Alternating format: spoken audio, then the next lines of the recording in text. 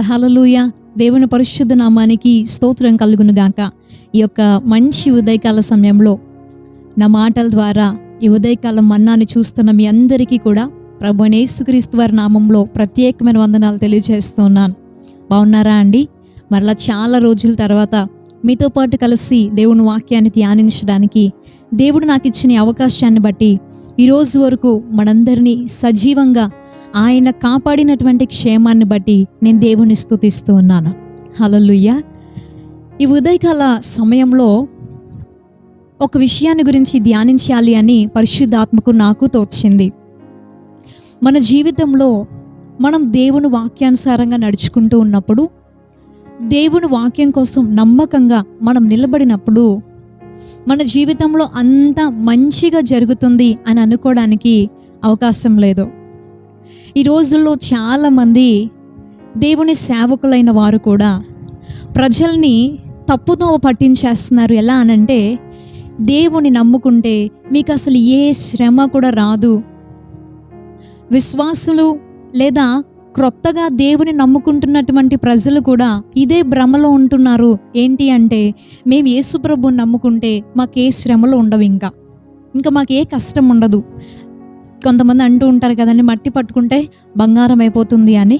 ఇంకా మేము చేసే ప్రతిదీ కూడా అలా దీవెనకరంగా ఉంటుంది, మాకు ఏ కష్టం ఉండదు, ఏ సమస్య ఉండదు, ఏ అనారోగ్యం ఉండదు, ఏ బాధ ఉండదు, ఏ అప్పు ఉండదు, ఇంకా మాకన్నీ అడుగడుగునా కూడా ఆశీర్వాదాలే వస్తాయి అనే ఒక భ్రమలో చాలామంది ఉండిపోతున్నారు. ఆశీర్వాదం కాకుండా ఏదైనా ఒక శ్రమ మనకి కలిగిందనుకోండి, ఏదైనా ఒక కష్టమో, ఒక అనారోగ్యమో, ఒక ప్రమాదమో, ఒక సమస్య ఏదైనా రాగానే సాధారణంగా మన చుట్టూ ఉండే ప్రజలు మాట్లాడే మాట కానీ, లేదా ఎంత ప్రార్థన చేసినా మన హృదయంలో మనకు కలిగే సందేహం కానీ ఏంటి అంటే, ఇన్ని రోజులు ఉపవాసం ఉండి ప్రార్థన చేసావు కదా, ఇన్ని రోజులు దేవుని మందిరానికి వెళ్ళావు కదా, లెగిస్తే దేవుడు అన్నావు, పడుకునేటప్పుడు దేవుడు అన్నావు, ప్రార్థనే ప్రార్థన, ఎప్పుడు సమయం దొరికితే అప్పుడు ప్రార్థన చేసావు కదా, నీ దేవుడు ఏం సహాయం చేశాడు?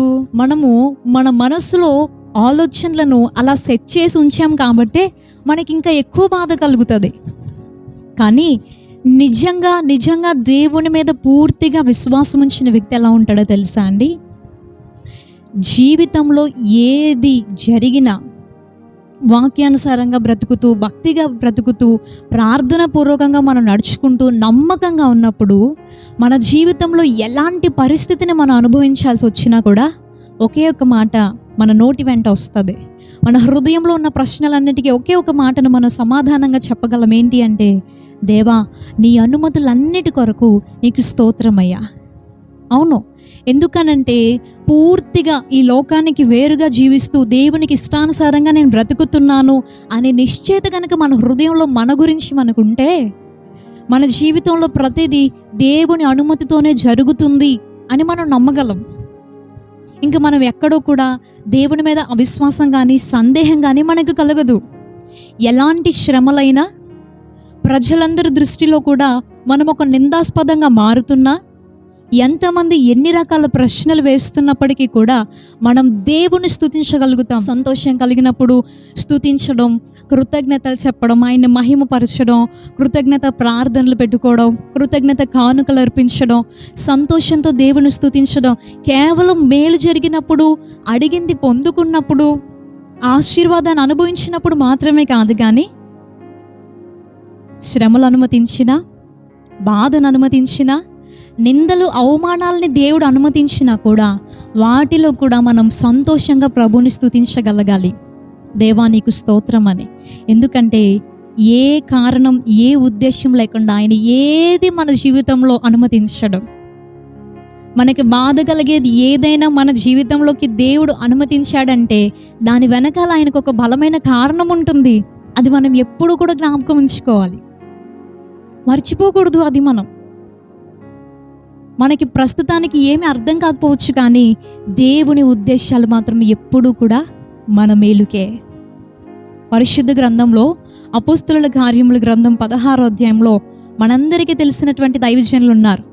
ఎన్నోసార్లు మనము దేవుని వాక్యం దీని గురించి విని ఉంటాం కదండి. పౌలు శీలలు గారిని ఇద్దరిని కూడా చెరసాల్లో వేశారు. నేరం చేసినందుకు కాదు, ఎవరినో హింసించినందుకు కాదు, ఎవరినో బాధ పెట్టినందుకు కాదు, ఏ తప్పు కూడా వాళ్ళు చేయలేదు. కేవలం దేవుని యొక్క సువార్త ప్రకటిస్తూ దెయ్యాల చేత పీడించబడుతున్న ఒక స్త్రీకి విడుదల కలగజేసినందుకు, యేసు నామం పేరట ఆమెలో ఉన్న దెయ్యాన్ని వెళ్ళగొట్టినందుకు, ఆ దెయ్యంతో పీడించబడుతున్న స్త్రీ ద్వారా ఎవరికైతే లాభం వస్తుందో వారు తిరుగుబాటు చేసి అందరినీ రేపి, వీరికి వ్యతిరేకంగా అందరినీ పోగు చేసి చెరసాల్లో వేశారు. భయంకరంగా కొట్టారు, బొండ వేసి బిగించారు, గాయాలతో రక్తపు మడుగులో, అలాంటి భయంకరమైన పరిస్థితుల్లో చెరసాలలో ఉన్న సమయంలో వారు ఏం చేస్తున్నారో మనందరికీ తెలుసు కదా. ఒకసారి జ్ఞాపకం చేస్తాను ఆ మాటను చదివి. అపోస్తుల కార్యముల గ్రంథం 16వ అధ్యాయము 22వ వచనం నుండి మనం చదివితే, అప్పుడు జనసమూహము వారి మీదకి దొమ్మిగా వచ్చెను. న్యాయాధిపతులను వారి వస్త్రములు లాగివేసి వారిని బెత్తములతో కొట్టవలనని ఆజ్ఞాపించిరి. వారు చాలా దెబ్బలు కొట్టి వారిని చెరసాలలో వేసి భద్రముగా కనిపెట్టవలనని చెరసాల నాయకునికి ఆజ్ఞాపించిరి. అతడు అట్టి ఆజ్ఞను పొంది వారిని లోపల చెరసాలలోనికి త్రోసి వారి కాళ్లకు బొండ వేసి బిగించెను. అయితే మధ్యరాత్రి వేళ పౌలును శీలయు దేవునికి ప్రార్థించుచు కీర్తనలు పాడుచు నుండిరి, ఖైదీలు వినుచుండిరి. దేవునికి స్తోత్రం, హల్లెలూయా. ఈ సందర్భం మనం ఎన్నోసార్లు విన్నాం. మనందరికీ ఇది గొప్ప మాదిరి. మనం కూడా ఇలా ఉండాలని ఆశపడతాం, ప్రార్థన చేసుకుంటాం. కానీ నిజంగా ఇంత శ్రమ రాకపోవచ్చు. ఒక చిన్న శ్రమ రాగానే చాలామంది దేవుని మీద సనగడం, గొనగడం ప్రారంభించేస్తూ ఉంటారు, కాదంటారా? వారైతే చాలా దెబ్బలతో కొట్టబడి చెరసాలలో బొండ వేసి బిగించబడినటువంటి ఆ పరిస్థితుల్లో కీర్తనలు పాడుతూ దేవుని స్తుతిస్తూ ఉన్నారు. హల్లెలూయా. అలాంటి అనుభవంలోకి రావాలి అని అంటే, దేవా ఇది నీ అనుమతి అని నమ్మడమే కదా కారణం. నా జీవితంలో జరిగినటువంటి సంఘటన మీతో పంచుకుంటాను చాలా క్లుప్తంగా. 2010వ సంవత్సరంలో నేను స్కూల్కి వెళ్ళి తిరిగి వస్తూ ఉన్న టైంలో మా స్కూల్ బస్కి ఒక భయంకరమైనటువంటి యాక్సిడెంట్ జరిగింది.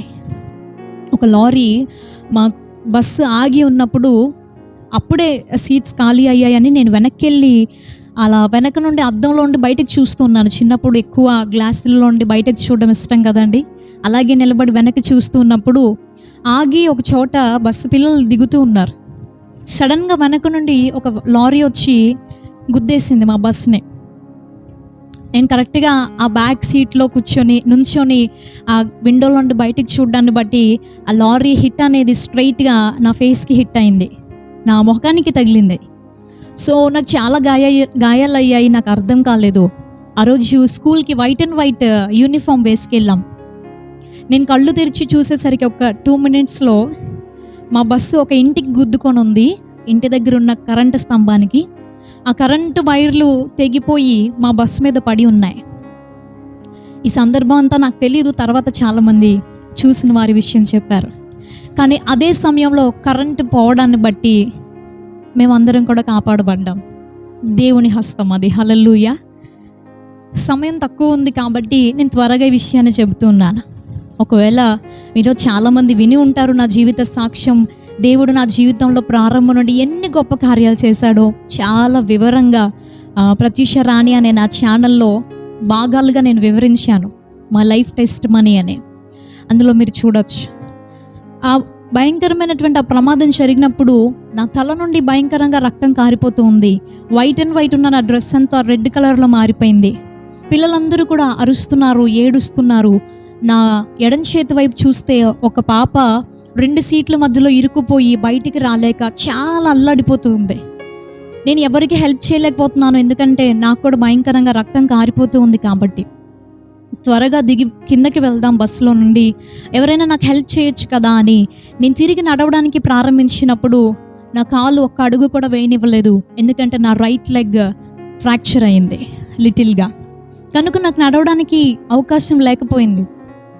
అలానే ఒకే కాలుతో ఎగురుతూ గెంతుతూ నేను కిందకి రాగానే ఆ వ్యక్తి ఎవరో నాకు తెలియదు, కానీ ఒక అంకుల్ ఆటో డ్రైవర్ గారు నన్ను ఎత్తుకొని తన భుజం మీద ఉన్న టవల్ని నా తలకి చుట్టి నన్ను ఆటోలో ఎక్కించుకొని తీసుకెళ్లారు. నేను ఒకే మాట చెప్పాను ఆయనకి, నన్ను మా ఇంటికి తీసుకెళ్తానంటేనే నేను మీతో వస్తాను, హాస్పిటల్కి కాదు అని.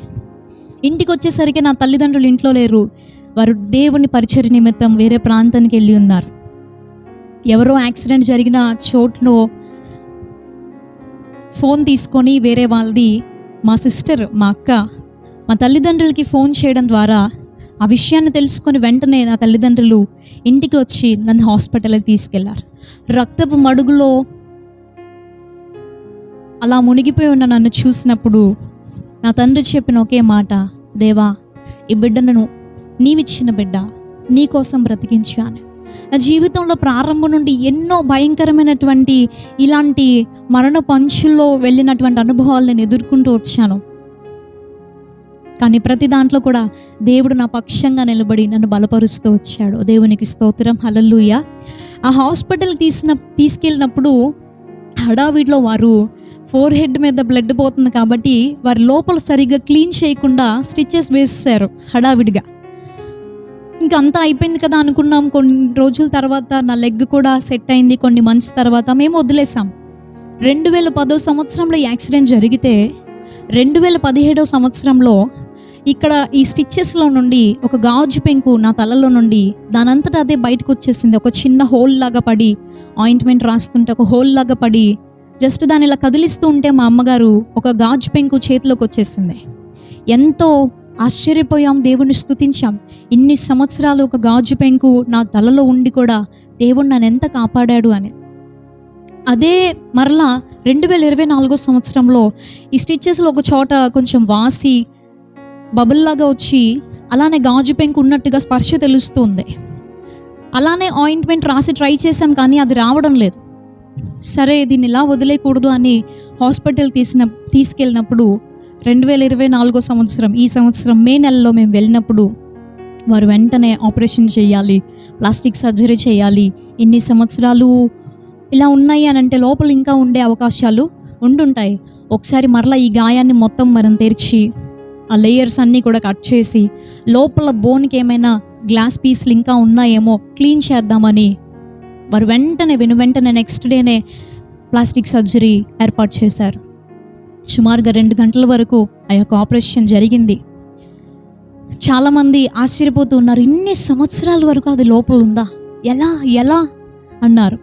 కొంతమంది అయితే నన్ను ప్రశ్నించారు, నీకే ఎందుకు ఇలా జరుగుతుంది అని కొంతమంది నన్ను ప్రశ్నించారు.